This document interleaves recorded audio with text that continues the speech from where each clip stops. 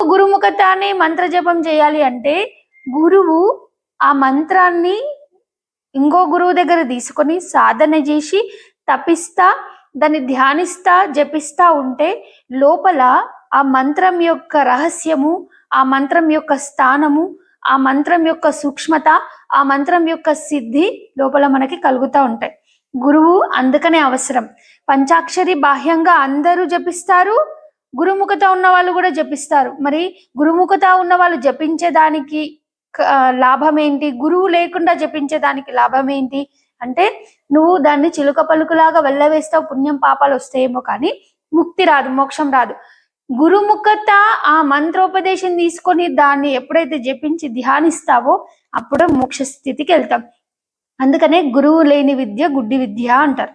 అందుకనే ఏం చెప్తున్నారు, ఆ పంచాక్షరి యొక్క మంత్ర రహస్యాన్ని, దాని స్థానాన్ని, పంచాక్షరి అంటే ఏంటి, పంచాక్షరి కావాలి ఏముంటది, పంచాక్షరి తర్వాత మనం ఏ స్థితిని పొందాలి, ఈ పంచాక్షరి అంటే ఏంది, అవి ఎట్లుంటది, ఒక్కొక్క అక్షరానికి దాన్ని ఎట్లా దర్శిస్తాము, ఎట్లా అనుభవిస్తాము, ఆ శక్తి మన లోపలికి ఎట్లా నిక్షిప్తమవుతుంది, ఇవన్నీ గురువే చెప్పగలుగుతాడు.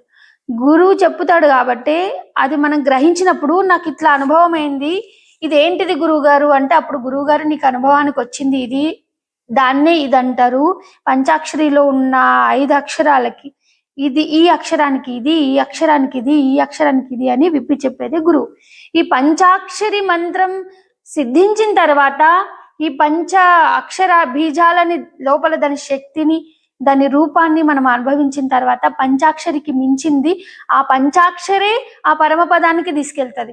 ఆ పంచాక్షరే ఆ పరమాత్మ లోపల లయం చేపిస్తుంది ఈ జీవాత్మని. ఆ పంచాక్షరి జీవ ఈశ్వర ఐక్యం చెందిస్తుంది. ఏ విధంగా, గురుముఖత సాధన చేస్తేనే.